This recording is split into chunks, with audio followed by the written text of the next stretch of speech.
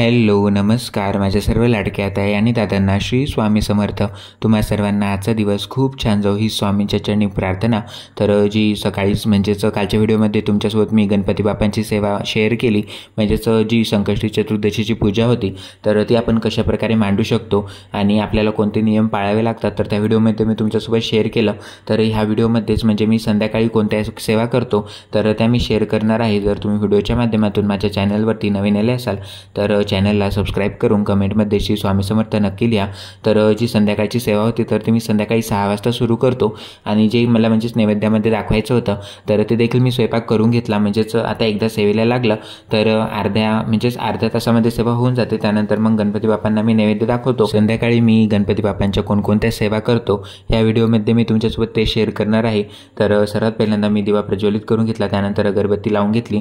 कारण जेव्हा आपण अगरबत्ती आपल्या पूजेमध्ये लावतो तर आपल्या जे आजूबाजूचं वातावरण आहे तर ते खूप पॉझिटिव्ह होतं, त्यामुळे जी अगरबत्ती आहे तर ती मी लावतो। आणि सकाळच्या व्हिडिओमध्ये मी तुमच्यासोबत ते शेअर केलं, म्हणजेच कालच्या व्हिडिओमध्ये की मी जी जास्वंदी अगरबत्ती आहे तर ती मी आजच्या पूजेमध्ये लावली होती। कारण गणपती बाप्पांना प्रिय असं जास्वंदाचं फूल तर त्या फुलापासून ती तयार होते, त्यामुळे जी जास्वंदाची अगरबत्ती आहे तर ती मी आजच्या पूजेमध्ये मी यूज केली होती। तर आता देखील मी तीच अगरबत्ती पूजेमध्ये लावली होती आणि तिचा जो वास आहे तर तो देखील खूप छान आहे, म्हणजे ह्या नॅचरली तयार होतात अगरबत्ती। तर तुम्हाला देखील हव्या असतील तर कमेंटमध्ये नक्की विचारा, मी तुम्हाला आता त्यांचा कॉन्टॅक्ट नंबर देईल, तुम्ही त्यांच्याकडून म्हणजेच मागवू शकता ऑनलाईन।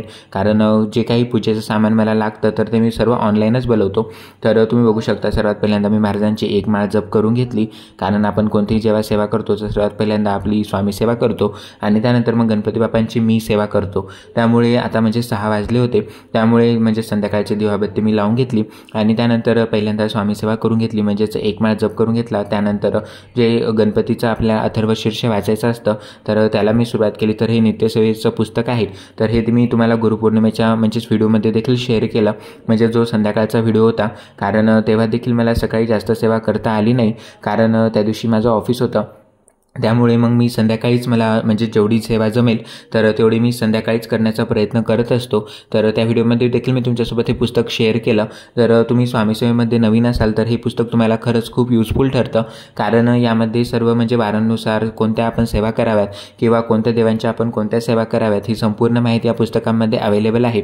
त्यामुळे आपल्याला म्हणजे जास्त वेळ लागत नाही स्वामी सेवेला, कारण सर्व एकाच जागी आपल्याला मिळून जातं आणि कोणत्या पानावर म्हणजेच आपण ज्या देवांची सेवा करतो तर त्यांचे मंत्र स्तोत्र कोणत्या पानावर आहेत तर हे देखील या पुस्तकामध्ये संपूर्ण म्हणजे माहिती दिलेली आहे। तर आज संकष्टी चतुर्दशी होती, त्यामुळे जी गणपती बाप्पांची सेवा करायची होती तर या व्हिडिओमध्ये तुमच्यासोबत मी ते शेअर करणार आहे की मी गणपती बाप्पांच्या कोणकोणत्या सेवा करतो।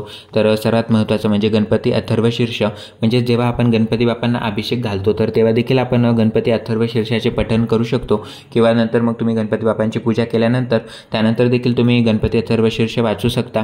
त्याचबरोबर गणेश स्तोत्र देखील मी वाचतो, याचबरोबर जे सरस्वती स्तोत्र आहे तर ते देखील मी वाचत असतो। प्रज्ञाविवर्धन स्तोत्र, नवग्रह स्तोत्र, तर हे जे सर्व जे स्तोत्र आहेत तर हे सर्व त्या नित्यसेवेच्या पुस्तकामध्ये आहेत, त्यामुळे म्हणजेच त्यामध्ये बघूनच मी वाचत असतो। कारण मी देखील स्वामी सेवेमध्ये नवीनच आहे तर मला हे खरंच पुस्तक खूप युजफुल ठरतं, कारण यामध्ये जे काही मंत्र स्तोत्र आपल्याला म्हणायचे असतात तर ते पूर्ण डिटेलमध्ये दिलेले आहेत, जेणेकरून आपली सेवा देखील होते। आणि म्हणजेच आपण जेव्हा नवीन असतो तर तेव्हा आपल्याला जास्त माहिती नसते की आपण काय वाचावे, म्हणजे स्वामी सेवेमध्ये आपण काय करावे किंवा काय वाचू नये, तर संपूर्ण माहिती या पुस्तकामध्ये दिलेली आहे। तर अशा प्रकारे आता माझी एकीकडे स्वामी सेवा चालू होती आणि जो स्वयंपाक होता तर तो देखील मी तयार करून घेतला, कारण म्हणजेच आता संध्याकाळी जास्त वेळ लागतो स्वयंपाक तयार करण्यासाठी, त्यामुळे जो स्वयंपाक होता तर 6च्या अगोदरच मी तो तयार करून घेतला। म्हणजेच वरण भात भाजी पोळी आणि गोडामध्ये मी शिरा केला होता। तर गुरुपौर्णिमेच्या दिवशी देखील मी सेम मेन्यू ठेवला होता, कारण जेव्हाही म्हणजेच मला उपवास सोडायचा असतो तर अशा प्रकारे मी तयारी करून घेतो आणि त्यानंतरच मग पूजा करायला सुरुवात करतो, नाहीतर आपलं पूजेमध्ये देखील मन लागत नाही। त्यामुळे मी जो स्वयंपाक आहे तर तो अगोदर करून घेतो आणि त्यानंतर जी सेवा असते तर त्याला मी सुरुवात करतो, कारण एकदा सेवा झाली त्यानंतर मग नैवेद्य दाखवला तर आपण देखील मोकळे होतो। आणि जी संकष्टी चतुर्दशीचा व्रत आहे आपल्याला चंद्रोदय म्हणजे झाल्याशिवाय सोडता येत नाही, म्हणजेच चंद्राची पूजा केल्यानंतरच आपण हे व्रत सोडू शकतो। त्यामुळे चंद्राला देखील या दिवशी म्हणजेच खूप मान आहे, तर चंद्राला देखील आपल्याला अर्घ्य द्यायचं असतं, म्हणजेच पाणी घ्यायचं, त्यामध्ये थोडंसं दूध टाकायचं, त्यामध्ये थोडंसं हळदी कुंकू अक्षता टाकायचा आणि ते जे पाणी असतं तर त्याचा अर्घ चंद्रदेवाला द्यायचा असतं आणि त्यानंतरच आपला जो उपवास आहे तर तो आपण सोडू शकतो। तर मी देखील जे चंद्रदेव आहेत तर त्यांना देखील अर्घ देतो, त्याचबरोबर त्यांची देखील पूजा करतो। जी माझ्या अंगणामध्ये तुळस आहे तर तिची देखील मी पूजा करून घेतो आणि त्यानंतरच मी माझा जो उपवास आहे तर तो मी सोडत असतो। तर अशा प्रकारे म्हणजे जी संकष्टी चतुर्थीची जी पूजा आहे तर ती अशा प्रकारे मी करतो आणि पूजेची जी मांडणी आहे तर ती मी तुम्हाला कालच्या व्हिडिओमध्ये शेअर केली, तर तुम्ही तो व्हिडिओ बघितला नसेल तर नक्की बघा। आणि संध्याकाळी जेव्हा आता मी स्वामी सेवा करतो माझ्या रूममध्ये तर तेव्हा देखील मला खूप छान वाटते, म्हणजेच एक पॉझिटिव्ह एनर्जी आपल्या रूममध्ये निर्माण होते।